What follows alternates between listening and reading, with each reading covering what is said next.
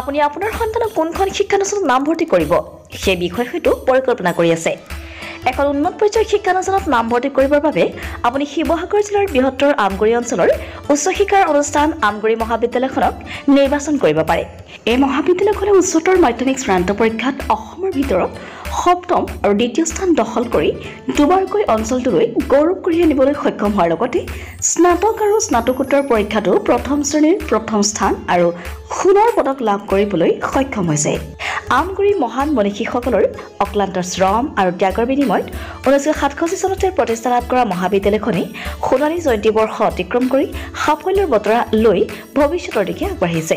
পঢ়া শুনাৰ ক্ষেত্ৰত কিছু পৰিমাণে দুৰ্বল ছাত্ৰ ছাত্ৰীৰ বাবে বিশেষ শ্ৰেণীৰ ব্যৱস্থা তথা বৃত্তিমুখী পাঠ্যক্ৰমৰ অন্তৰ্ভুক্তি, ল'ৰা আৰু ছোৱালীক পৃথক পৃথক এনচিচিৰ সুবিধা মহাবিদ্যালয়খনৰ ইতিবাচক দিশ। ৰাষ্ট্ৰীয় মূল্যায়নৰ প্ৰত্যয়ন পৰিষদ নাকৰ দ্বাৰা এ গ্ৰেড লাভ কৰা আমগুৰি মহাবিদ্যালয়ত আপোনাৰ সন্তানটিক নামভৰ্তি কৰাই আপুনিও সফলতাৰ অংশীদাৰ হোৱাৰ সুযোগ লাভ কৰিব পাৰে।